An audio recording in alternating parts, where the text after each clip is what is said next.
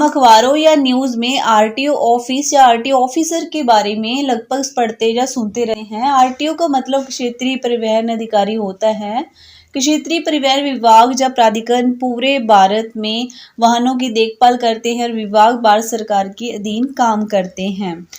तो क्या आप जानते हैं ये आरटीओ ऑफिसर कितना कमाते हैं? आज की वीडियो इसी टॉपिक पर होने वाली है गाइस। मैं पूजा, आप देख रहे हैं ग्रोसरी स्टडी यूट्यूब चैनल। तो चलिए डिटेल में जानते हैं आरटीओ ऑफिसर आखिर होता क्या है। अगर आप गाड़ी चलाते हैं या घर में किसी के पास लाइसेंस है तो आपको इसकी थोड़ी बहुत जानकारी जरूर होगी। ये एक सरकारी डिपार्टमेंट होता है जो भारत सरकार के अंतर्गत आता है। इस विभाग को मोटर वाहनों से जुड़े अधिनियमों की पालन, देखरेख और रक्षा के लिए बनाया गया है। आरटीओ ऑफिसर वो ऑफिसर होते हैं जो इन दफ्तरों में एक अधिकारी के तौर पर काम करते हैं। सरल भाषा में समझने के लिए हम इसे आरटीओ ऑफिस का इंचार्ज कह सकते हैं। आरटीओ अधिकारियों को सैलरी के साथ साथ अन्य लाभ भी मिलते हैं और सैलरी लगभग अलग अलग राज्यों में अलग अलग ही होती है। और आरटीओ ऑफिस की औसत सैलरी पे बैंड 3 के अंतर्गत आती है।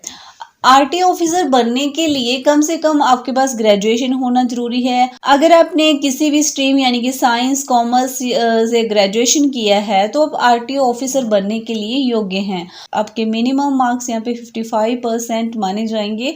और कुछ राज्यों में 12वीं के बाद भी ऑटोमोबाइल, मैकेनिकल जैसे विषयों में डिप्लोमा किए उम्मीदवार भी योग्य माने जाते हैं। और आरटीओ ऑफिसर बनने के लिए आपकी जो एज है वो 21 से 30 होनी चाहिए और सरकारी नियमों के अनुसार उम्र सीमा में 3 से 10 साल की आपको जो है छूट भी मिलती है। और आपके पास ड्राइविंग लाइसेंस होना भी अनिवार्य है।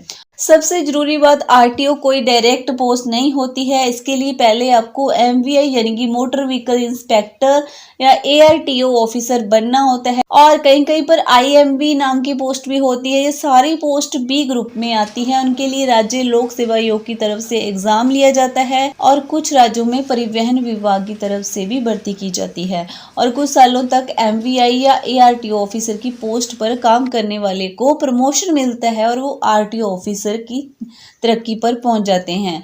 आरटीओ सिलेक्शन प्रोसेस में 3 चरण होते हैं, जैसे कि पहले आपका रिटन एग्जाम होता है, फिर फिजिकल फिटनेस टेस्ट होता है और लास्ट में आपका इंटरव्यू लिया जाता है। तो चलिए सैलरी से पहले जान लेते हैं कि आरटीओ ऑफिसर बनने के बाद आपको काम क्या करना होगा। नए वाहनों का रजिस्ट्रेशन यानी कि पंजीकरण, कमर्शियल गाड़ियों के परमिट जारी करना और लोग गाड़ी चलाने का लाइसेंस लेना चाहते हैं तो उनको टेस्ट करना कि वो योग्य है या नहीं और उनके लाइसेंस को जारी करने के साथ साथ उनका रिन्यू करना सभी कार्य आरटीओ करते हैं। इसके साथ ही शहर की सभी गाड़ियों का रिकॉर्ड और मोटर व्हीकल टैक्स वसूल करना, गाड़ियों की कंडीशन जांच करना और इसके साथ ही गाड़ियों का इंश्योरेंस और दुर्घटना होने पर जांच करना कि गाड़ी कितनी डैमेज हुई है। ये सभी कार्य आरटीओ ऑफिसर को दिए जाते हैं।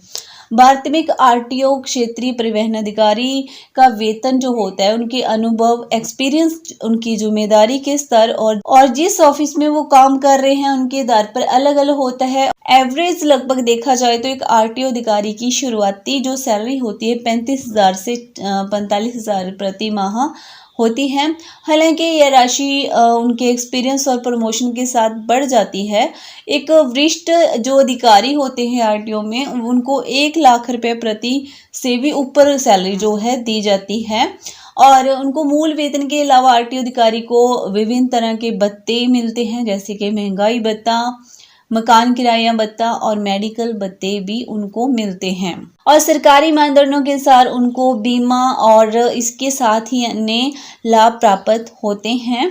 अगर कुछ स्टेट वाइज हम सैलरी का आंकलन करें तो यहाँ पे सबसे पहले उत्तर प्रदेश में जो आरटीओ ऑफिसर की सैलरी है वो 15,000 से लेकर 40,000 के बीच में मिल जाती है और ग्रेड पे यहाँ पे 3600 रहती है।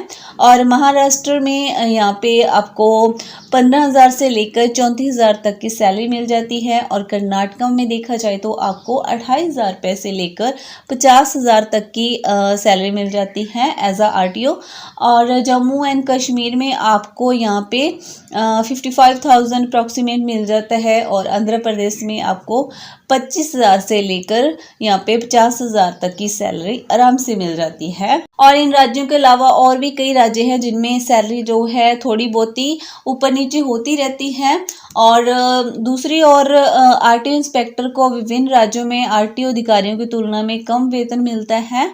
और क्योंकि जो आरटीओ इंस्पेक्टर्स होते हैं उनको बी ग्रुप में माना जाता है और आरटीओ को ए ग्रुप में माना जाता है, इसलिए इनकी सैलरी ज़्यादा रहती है इंस्पेक्टर से। और भत्तों के रूप में आरटीओ ऑफिसर को डीएज यानी कि डियरलेस अलाउंस मिलता है और इसी के साथ ही एचआरए हाउस रेंट अलाउंस दिया जाता है। आरटीओ अधिकारी को उनके मूल प्रवेश स्तर के वेतन के आधार पर हाउस रेंट अलाउंस दिया जाता है।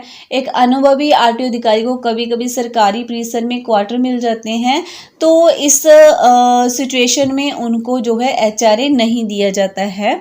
और एमए यानी कि मेडिकल अलाउंस मिलते हैं, जैसे कि दवा उपचार लागत, सर्जरी लागत आदि उनको मिलते हैं। और यदि अगर उन पे कोई डिपेंड है, जैसे उनकी फैमिली, जैसे उनकी पति पत्नी या बूढ़े माता पिता, बच्चों के लिए भी चिकित्सा भत्ता मिलता है। और टीए मिलता है यहाँ पे, यानी कि ट्रैवल अलाउंस, यात्रा भत्ता।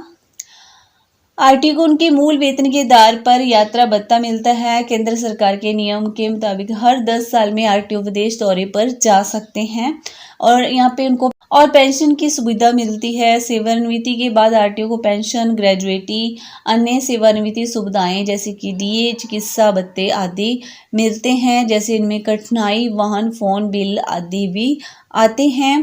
और ध्यान रखने योग्य बात यह है कि जो ये अनुमानित सैलरी बताई गई है कई कारकों के आधार पर भिन्न हो सकती है और साथ ही सैलरी और भत्ते सरकार द्वारा समय समय पर संशोधन के अधीन आते हैं।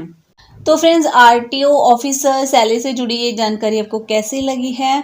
वीडियो को लाइक करने के साथ साथ अपने दोस्तों के साथ शेयर जरूर करिए और इस चैनल को सब्सक्राइब कर लें ताकि इसी तरह की इन्फॉर्मेटिव वीडियो आपको मिलती रहें। और हम मिलते हैं एक न्यू वीडियो में न्यू टॉपिक के साथ। तब तक के लिए थैंक यू फॉर वॉचिंग।